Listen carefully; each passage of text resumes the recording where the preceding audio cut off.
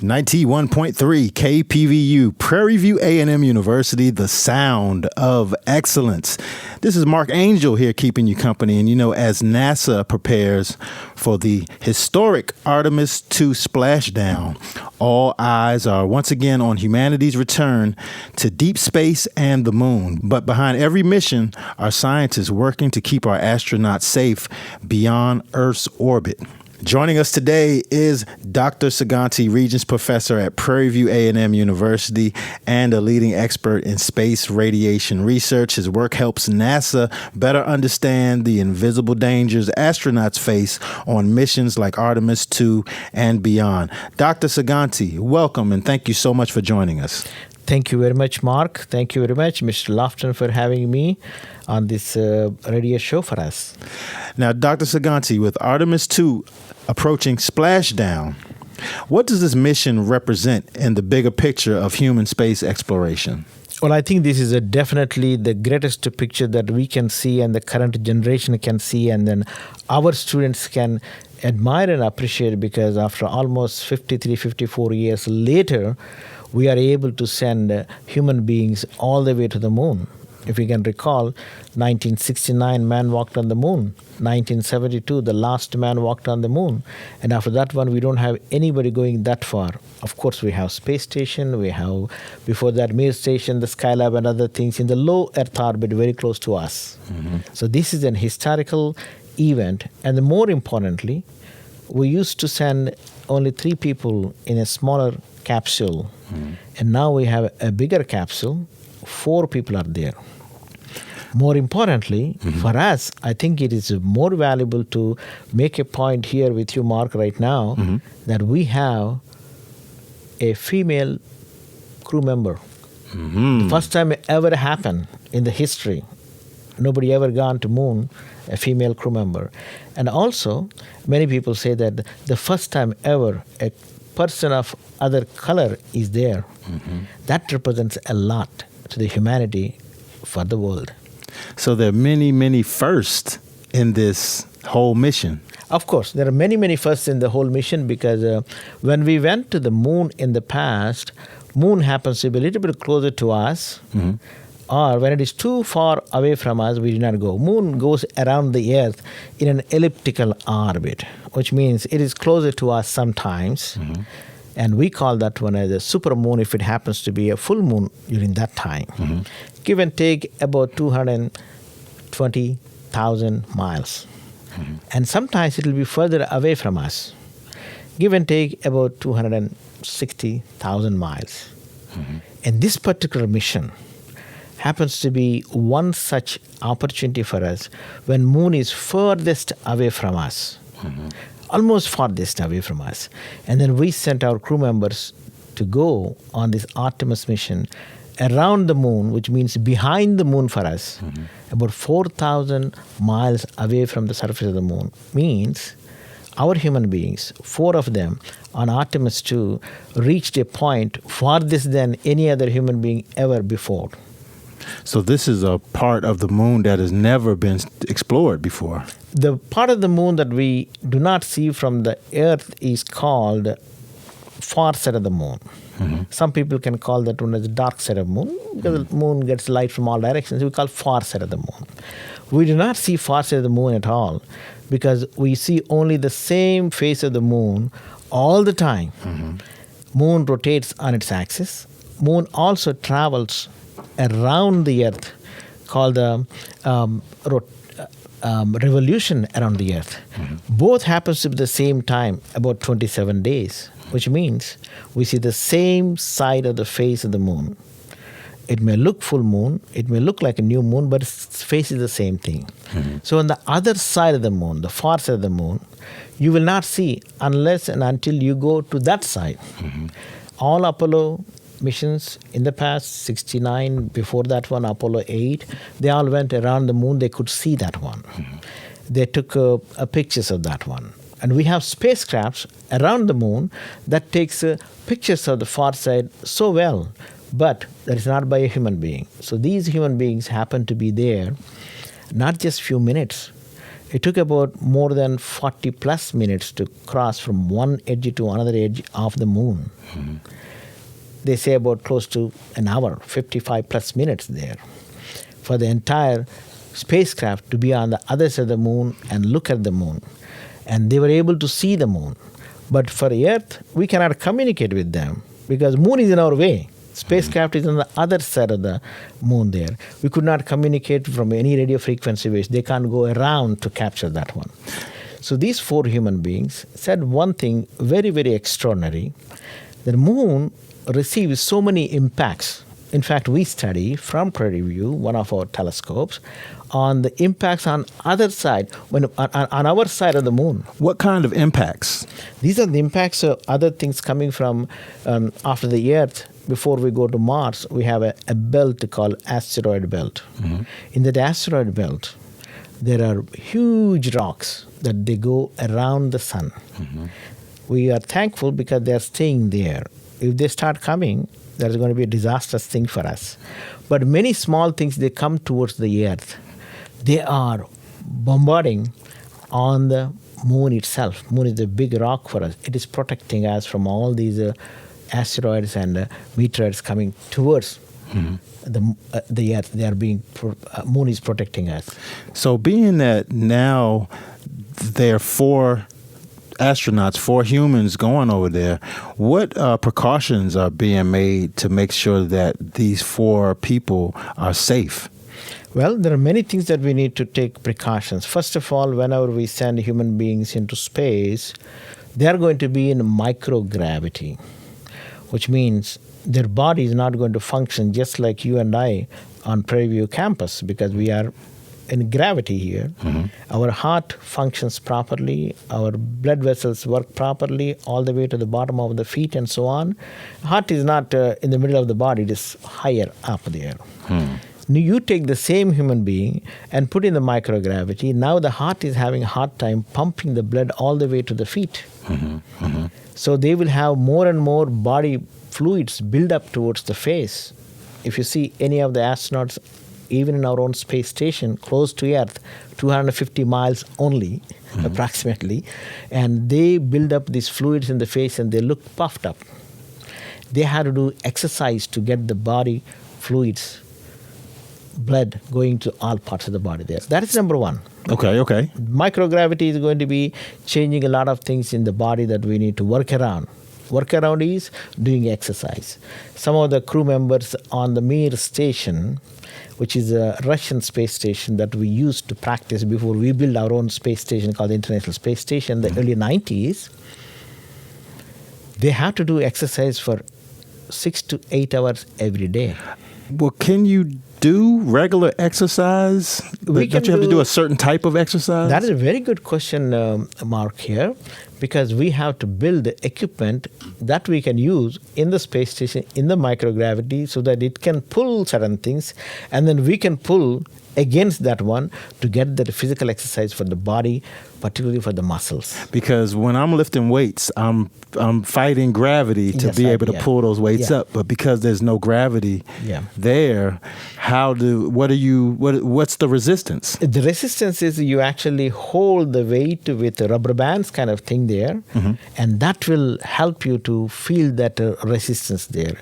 And these are simple rubber bands sometimes, and sometimes chain-like things there, designed for the microgravity applications. So when you stand on this one, in fact, we have equipment that if you go to Space Center here, you can see the equipment that we used on Skylab space station that was built in the 70s area there. And they were standing on that one and pulling themselves in all directions so they can get the muscle tension and traction there, and they had to do that one for several hours together. Now, this Artemis mission is for how many days? This Artemis mission, particular one, Artemis 2, is designed for about 10 days total. Typically, anytime you want to go to moon, it takes about 3 days. But you cannot just launch from Florida and go straight to the moon. You got to go around the Earth and get everything ready. And you want to get the the physics principles. That is, you need to have a burn with the least amount of energy so that can push it all the way to the moon. It takes 3 days there.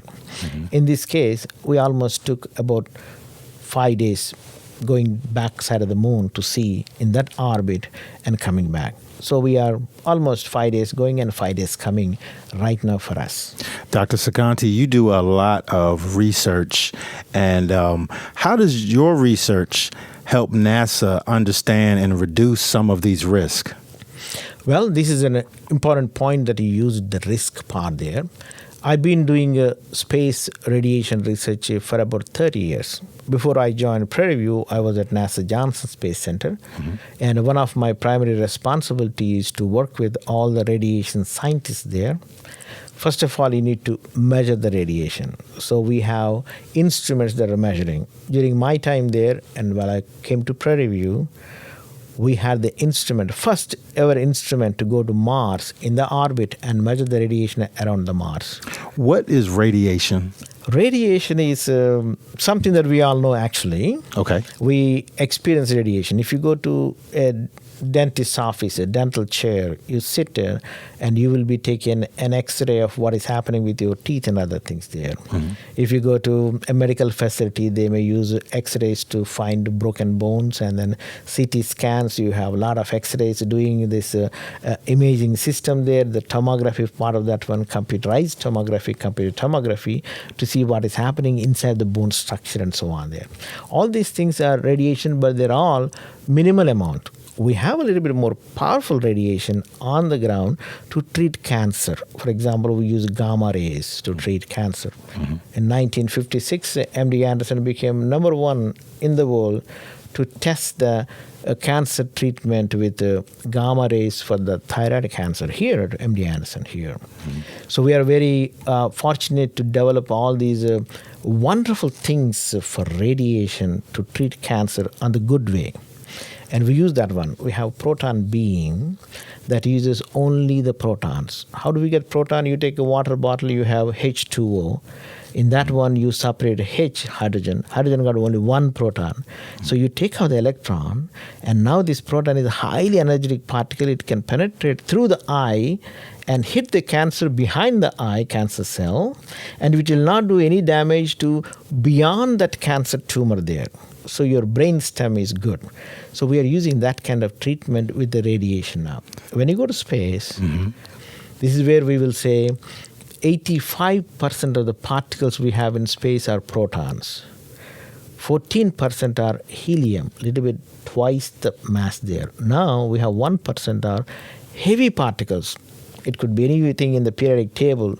For example, lithium, beryllium, boron, carbon, nitrogen, oxygen, all those things there. Every part of that one we call heavy ions.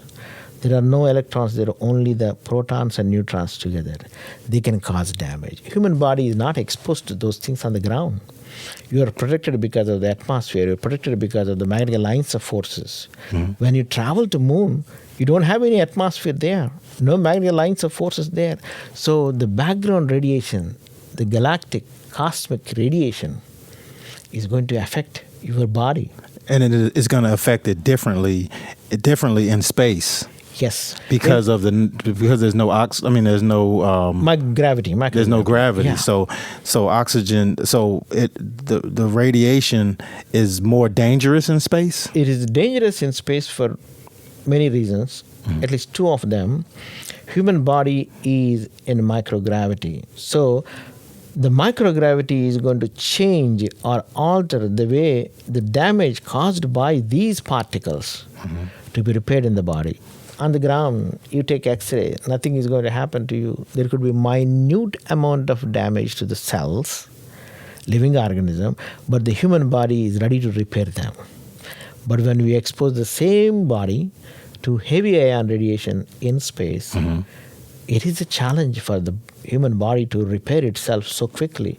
If it cannot repair, that's what we call radiation damage. You asked the question before about what is the risk. That is a risk. And we want to have minimal amount of error in our risk estimates there. On Prairie View campus, we have a laboratory. It is built because of the Chancellor Research Initiative, the first ever funds we got from Texas A&M. Between 2012 and 2014, we have a lab here called Radiation Institute for Science and Engineering, and we have several people from NASA working here. And we continued this kind of research of radiation biology, particularly for the space radiation damage on the ground with the ground-based experiments. And we also have experiments on the space station, which we analyzed and studied as well. And are these some of the things that you and your team here at Prairie View A&M University have contributed? We contributed during the past 30 years in various areas. Myself and my team working at NASA, at Brookhaven National Labs, and other parts of the world, and we analyzed and studied the damage to the cells in space station and the damage to the cells in the simulated of the microgravity in Japan, and simultaneously exposing microgravity and radiation. Those studies were done in Japan. And in the US, we studied just the space radiation simulated at Brookhaven National Labs, and we put lots of cells, including some of these other cells from various people to study. PVAMU has made research a key strategic priority, particularly in advancing innovation and global impact. How does your work and collaborations, like you spoke about, help drive the vision forward and position the university as a leader in research? As a leader in the research, I think we have invested so many things at Prairie View A&M University. When I came to join the PVAMU from NASA Johnson Space Center, we had a place called NASA Center for Applied Radiation Research. That's where I came into. And my original title was NASA CAR Faculty, CARR, Center for Applied Radiation Research. These are the NASA funds. So we established radiation studies in those days.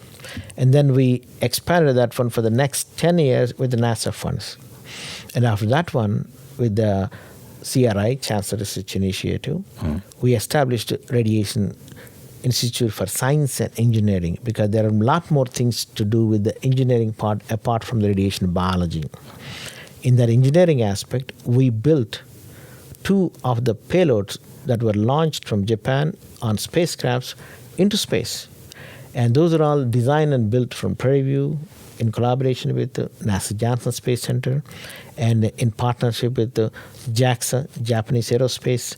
We launched into space there. These are the things that Prairie View established to continue what we're doing. Not only these things, we also have some of the very unique things at Prairie View, like we have the observatory built during this time, with these funds, and that is very unique on any campus in the country, with the 2 identical piers that holds 2 different telescopes and can look at moon in stereo, for example. That is very unique for us.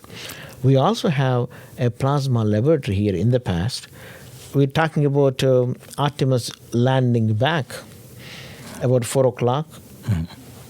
The Artemis part, the crew vehicle, the crew part of the vehicle, separated from the service module, and that crew part looks like a conical shape. It is going to enter into atmosphere, and in fact it is going to enter the atmosphere about 6:53 our time. By the time you complete the interview here, we're going to enter the atmosphere. You mentioned a payload. You mentioned payload research.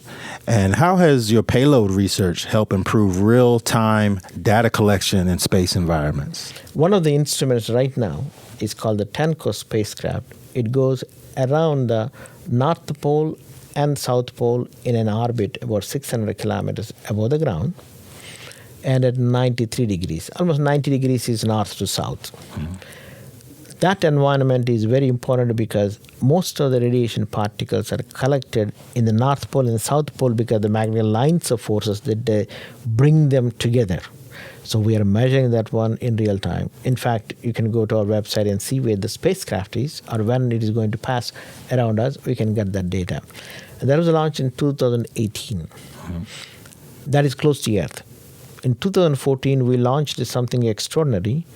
That particular spacecraft is called Shining-2, is traversing between Venus orbit towards the Sun.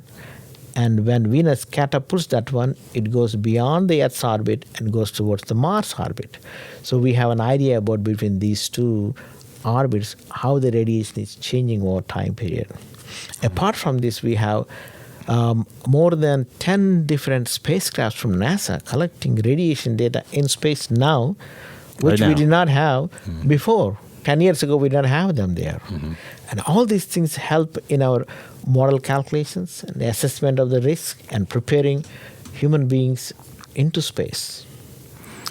You know, everybody kind of feels like they know something about space travel. Probably, some people probably get information from movies, which is probably wrong. But what's one misconception that you think people have about space travel? Well, getting any instrument on the surface of Mars, for example, we have many things. We have Pathfinder in the beginning, and then before that one, we have Viking 1, Viking 2 in the past. We landed there, we got data from that one. We got Pathfinder cameras, and we got Spirit and Opportunity, all these things with the various cameras. We can actually see in real time what is happening with some delay there. Instruments, launching them, and most of them are going one way, is okay. But when we send human beings, that's where the misconception happens a lot. Taking human beings safely to moon and bringing them back is a reality. Taking the same human being to Mars, because Mars takes anywhere between 7 to 9 months one way, and you're exposed to radiation all the time. And when you're on the surface of the Mars, you have less atmosphere, no magnetic lines of force, so you're going to expose more. And now, you want to turn around and come back here, you cannot come back to Earth that quickly. You got to wait long enough to find the path to get back to the Earth. Earth goes around the sun every year. Mars goes around the same sun every 2 years. So you got to plan all those things. The misconception is it's not easy when we compare instruments versus human beings. Human beings got a living organism. How we take and how we still keep them able to function there, able to function back here on the Earth is still a challenge. That's where radiation plays an important role, and we want to study, understand, expand our knowledge in that area to be more accurate in what we are doing. And then based on this research, what needs to be improved before we can send humans to Mars? Human to Mars, we can send in if we have the good improvements in at least in 1 or 2 areas. Number one is if you can cut short the time. That is one useful thing. Number one. Number two, understanding that you cannot avoid radiation. You can only know what will happen. So you need to come up with the strategies to mitigate the risk. And when you mitigate the risk, you need to come with the approaches that can minimize the error in your approach. So if you can confidently say that this is what I'm thinking is going to happen to human beings, this is how we can circumvent that situation, and the error must be low enough to take that risk and go there. Is it the same for all human beings? Probably not. Is it going to differ from male to female? Yes. Is it going to differ for older to younger? Yes. Is it going to differ from one nationality to another nationality? Yes, because genetic map is not exactly identical from person to person. From this Artemis 2 splashdown and from the mission in general, what is the most important point that the average person needs to take away from this? Well, when we talk about the splashdown in the next few minutes, so to speak, that we are going to experience here, it's an exciting time, not only for Mark, you and me, and for the rest of the family here on our campus to know about this one. And we are talking about 7 6:03 our time, they're going to hit the waters called the splashdown, right? Before that one, there are some events that are going to happen. Mm-hmm. And when they enter atmosphere, we're talking about, I'll just give you some information here. 400,000 feet above the ground. You and I travel to space or in a flight about close to 40,000 feet. So we are talking about 400,000 feet, very, very high compared to that one. The atmosphere thin, but we are traveling at a high speed, and there is not enough way for the atmosphere to go away from the vehicle. This particular capsule now is going to create plasma there, which means blackout. You and I talked about the plasma, that we cannot communicate there for about 6 minutes. 6 minutes. And we do hope, wait and pray that they will go through that blackout period and then slow down enough so that we can still able to communicate, and slow down so much, give and take about 20 miles per hour speed towards the end. Mm-hmm. Between that time and the entry point, there are about 11 different parachutes that are going to deploy part by part. Mm-hmm. At the end, you will see 3 parachutes holding the capsule like the greatest ability in the safest hands kind of thing, and almost grazing the water and touch the water at that speed there.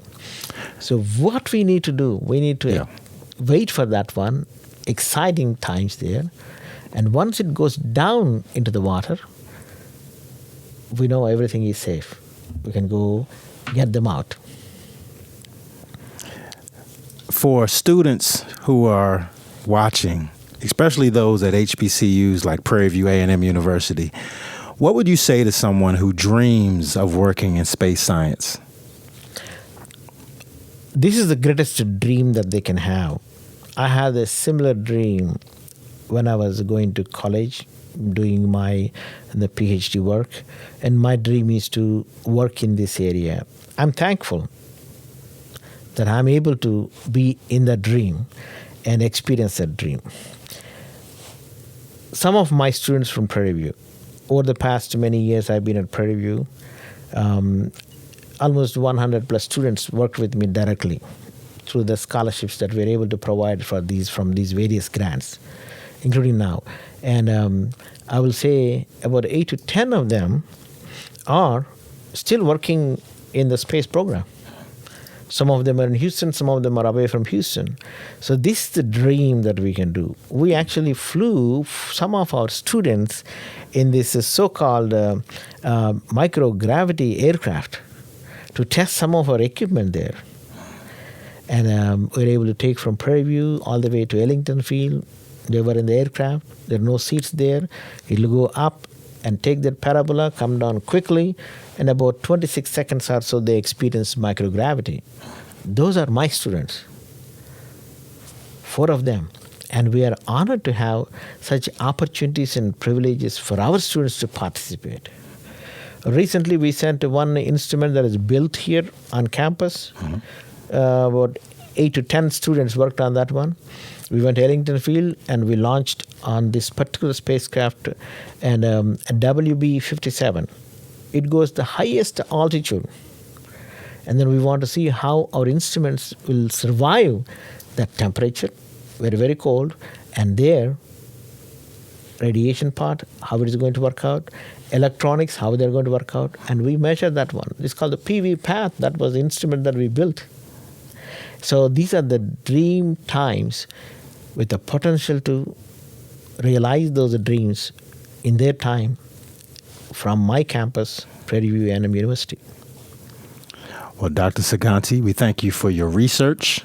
We thank you for this information, and thank you for turning us on to all of this great information about radiation, about your research, and also about Artemis 2. We're very excited. I think it's time for us to maybe go see what's. Maybe we can catch some of the splashdown. In the next few hours, I would like everyone from our campus just to watch the TV. They're going to see the entry point with the long-range cameras, and then soon after the parachutes were deployed there, they can see the sequence of that one, and they will be able to see live splashdown there. And this is once in a lifetime opportunity. We have our people, and we're looking forward for that one, and we pray for their safe return and safe splashdown in the next few hours. Absolutely. Regents Professor here at Prairie View A&M University, the one and only Dr. Saganti. Thank you so much for taking this time and sitting with us. Thank you very much, Mark. Thank you you. very much for having me.